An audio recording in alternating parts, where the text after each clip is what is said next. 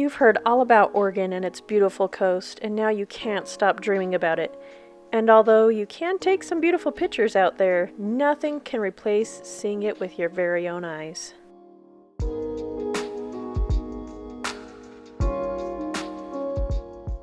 So you're ready to plan and book your trip to the Oregon coast, but aren't sure where to start?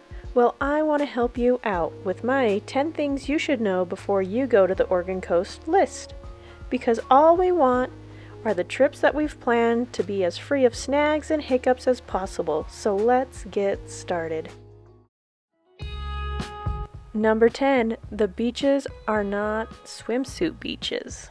I know this may be a deal breaker for some, but hear me out on this one. People have been surprised by this before, sometimes to the point that it ruins their vacation. The beaches on the Oregon coast are not the type that you'll find massive crowds of people sunbathing in bikinis, with the sounds of beats echoing off of someone's speakers. Sorry. But what they lack in bathing beauties, they make up for in vast, open, serene, and sometimes even rugged beauty. So don your windbreakers and galoshes and prepare yourself for some jaw-dropping views, beach combing, tide pooling,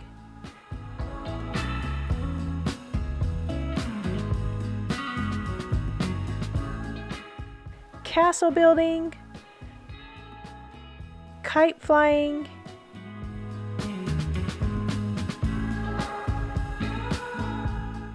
and of course gorgeous sunsets that you can only see on the West Coast. Some of our favorite, but not the only beaches we visit, are South Jetty Beach in Florence,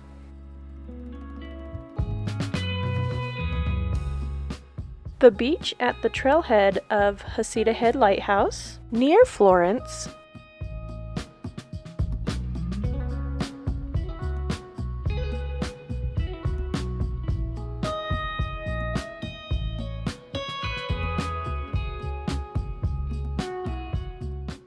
the Black Pebble Beach by Yaquina Head Lighthouse, in Newport, which is also a really great place to do some tide pooling,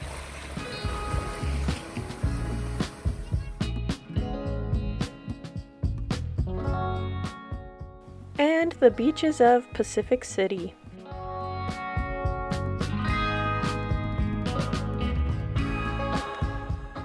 Number 9. Plan for all kinds of weather. Of course, the Pacific Northwest is known for its rain. That's why it's so green. And that fact alone keeps many people away from this area. But truthfully, you can have a wide range of temperature and weather fluctuations on any given day. We've had stormy mornings followed by warm and sunny sunsets all in one day. You may even see a snowstorm in the winter. And people can sometimes get surprised with how windy it can be during the summertime because of the hot air pulling the air from the ocean. As long as you plan for it, bring some warm layering clothes with some waterproof gear, shoes that do good in the rain and on the rocks, you should be good to go. The thing to know is that rain brings life to nature. It saturates the colors, brightens the smells of the trees and the soil. It makes the forest bathing so much more enjoyable when everything has been kissed by the rain. So don't be too bummed out if you see a bunch of rain clouds on the forecast for your Oregon coast trip.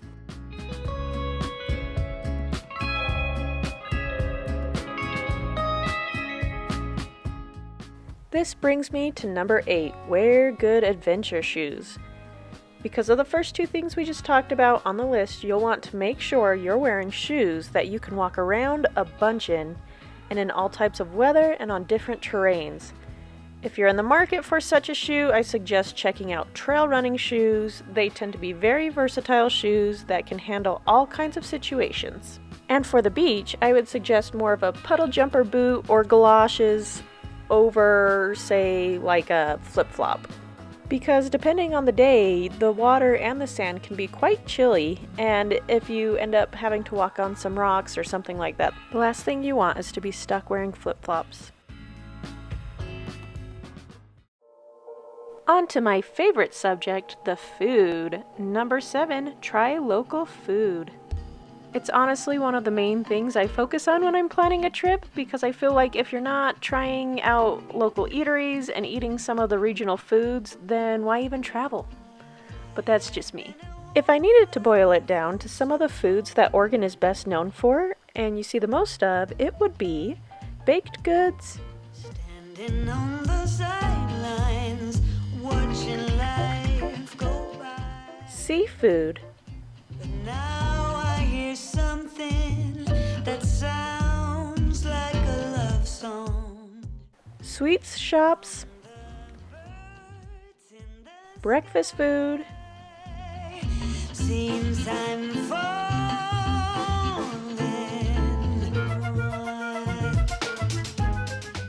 coffee shops, cobblers, especially Marionberry ones, cheese, of course,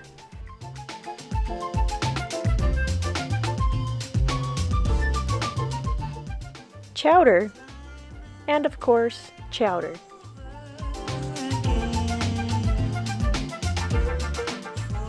But Oregon also has some awesome conditions for farming as well, so you'll see a lot of produce stands and farms that give tours and have festivals.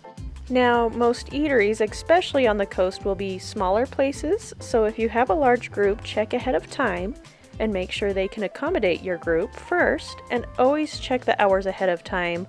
I'll talk a little bit more about this later. Long story short, you'll need some Tums and fiber capsules, but man, will you enjoy some delicious, warm, and comforting meals. And oftentimes, one of the best things about eating out in Oregon and its coast is the views you get while dining.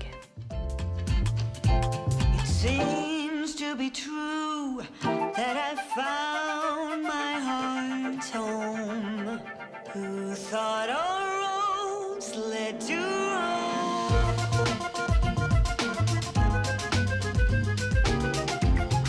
Like a fresh summer rain.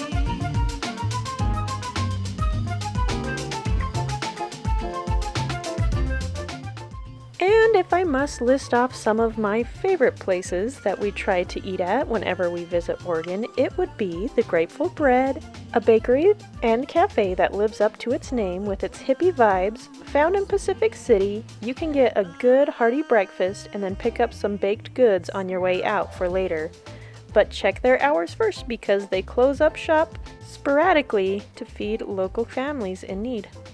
La Maison, a small cottage tucked away in Newport with European-inspired dishes served on glass-blown plates, along with, you guessed it, delicious baked goods. The Chowder Bowl at Nye Beach in Newport, Oregon, where you can get the Chowder Cannonball, a sourdough bread bowl full of clam chowder and topped with a wad of butter. And if that's not your thing, they have many other seafood options, even non-seafood items as well if you prefer a burger and fries or a sandwich instead. Pacific Sourdough, the most hidden and difficult place to track down on this list, tucked away on a back street by the river in Waltport and open mostly on the weekends, so check their hours. But if you do happen to get their beautiful artisan breads and baked goods will be your reward. Lastly, back in Newport, on their bayfront, you have my absolute favorite restaurant, Clearwater. Besides having the best view in the bay, it also somehow toes the lines of fine dining, yet casual, hip but family-friendly, with awesome food selections across the board and beautiful desserts. But honestly, sometimes we just like to pick up some local ingredients and enjoy a home-cooked banquet in the comfort of our own rental. Speaking of restaurant hours, number 6, check the operating hours of any eateries, shops, or sites before you take a big old trek out to visit it. That's because the coast has its own idea of what operating hours actually are and is affected greatly by seasonality. Places may open a little bit later than you may think. They may be closed on random days, and in smaller towns, closing time is usually between 6 and 8 p.m. So I suggest hopping online and double-checking times so you're not surprised with any seasonal closures or an early closing time. Number 5, adventure beyond the beaches. Now I know the beaches are a big draw, and for good reason, but there's so much more to see around the Oregon coast than just the beaches. We're talking hundreds and hundreds of trails ranging from easy all the way to a very hard hike.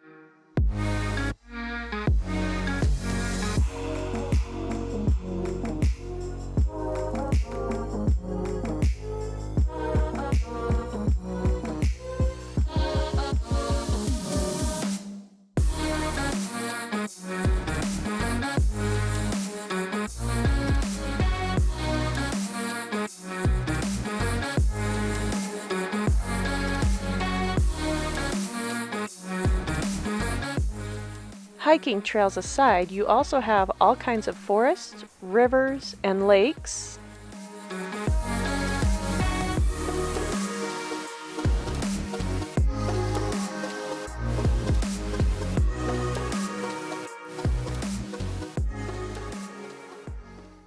Local gardens and farms that offer tours.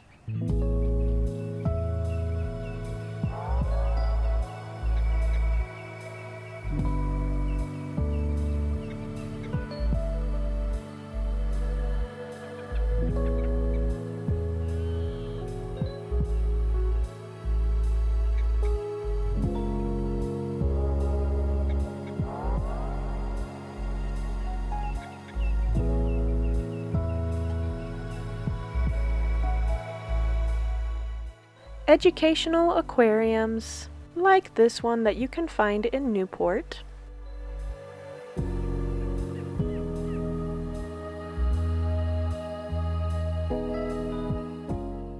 And lighthouses galore. I think you guys are getting my point here. So don't be afraid to venture beyond that one beach that your friend told you about. Do a little research, like you are right now. Good job. And you're bound to find some things that fit your vacationing style. Which reminds me, if you're liking this video so far, would you please go ahead and give it a like and subscribe to my channel for more travel content. Number 4, you need a car. You're going to need a car for an Oregon trip, especially if you're going to the coast. Because even if you fly into Oregon, it's still an 1.5 to 2 hour drive from the Portland airport to get to the coast. And it's just a really big state with a lot of nature and open spaces, and that's why we love it so much, but it's also why you need a car to get around it. Oh, and I have to give this sidebar. The state of Oregon doesn't let you pump your own gas, So don't try, because you'll have a frantic gas attendant flag you down and stop you. Just simply pull up to the pump and wait for someone to come up and help you.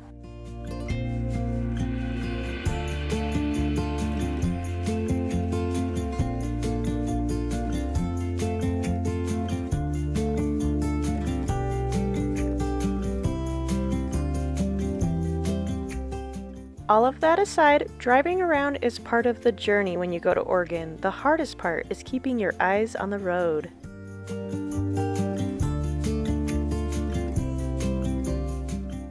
Number 3, try to get a beach house rental. And I know what you're thinking, that sounds really pricey, or perhaps you've heard a horror story about someone staying at a really bad Airbnb. So here's the thing.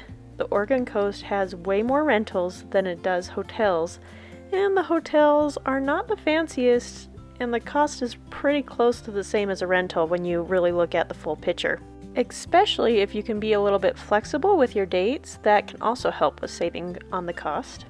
If you haven't looked into it yet, I suggest you do, using any of the usual Airbnb, Vrbo, Vacasa, or HomeAway websites or apps. I think you'd be surprised with the overall price comparison, especially when you consider you're getting an entire house to yourself, usually with a fully stocked kitchen. Some have hot tubs or game rooms and beach stuff to borrow. And if you're traveling with a large group, maybe multiple families, you can split the costs, and sometimes it ends up being even cheaper than a hotel room when you do that.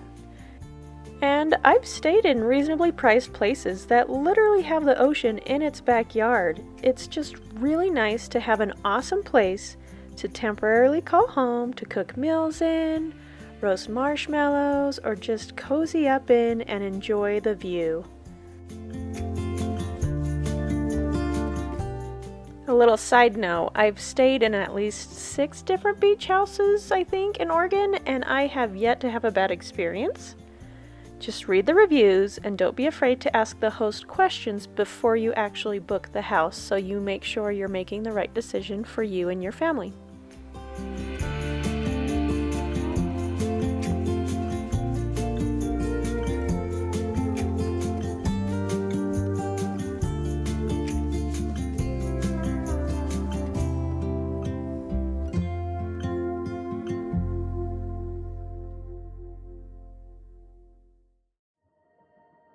Number 2, don't just do the top tourist things. Oh, please don't hate me for this, but here's the thing. Everyone is going to tell you to go to Multnomah Falls, the Tillamook Cheese Factory, and the Sea Lion Caves and Cannon Beach. And while some may live up to the hype, for the most part, you will also be sharing your experience with every other person who also heard about that must-do thing. Yes, Multnomah Falls is very pretty, but you will also spend a lot of extra time finding parking, and it takes some trick photography to crop out those people out of your pictures. But here's the thing, Oregon also has over 200 other falls statewide that you can visit that are just as pretty, but just not so busy. So it's worth checking those ones out too. Of course, Tillamook Cheese Factory is a fun little site to go visit that won't even take up half of your day, but don't forget to also visit the Blue Heron next door for local brie cheeses, wines, jams, and mustards.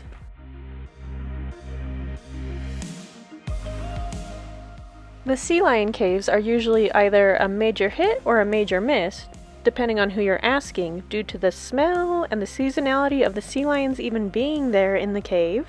So if you don't make it out that way, rest assured you can also see a bunch of sea lions at the Newport Bay, sunning by the docks, and up and down the rest of the coast.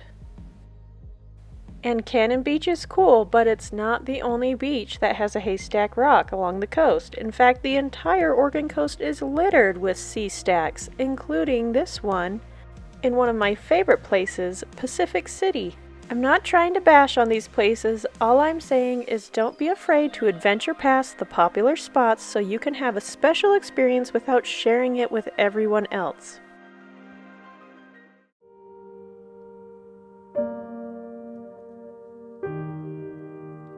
Lastly, number 1, you can't do it all, but you can enjoy all that you're doing.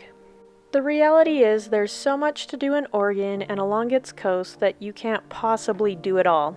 Instead, I suggest allowing yourself the time to take a moment to take it all in. Take in the natural wonders and even some of the man-made ones.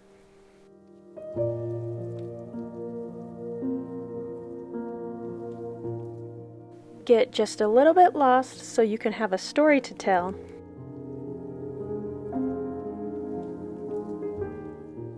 Introduce your babies to the ocean.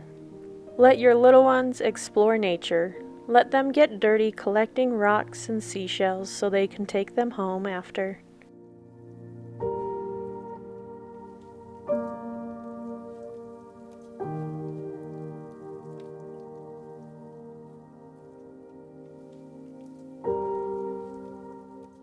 Go on an adventure with those you love because we all know life is too short and we never regret the experiences we've had with those we care most about.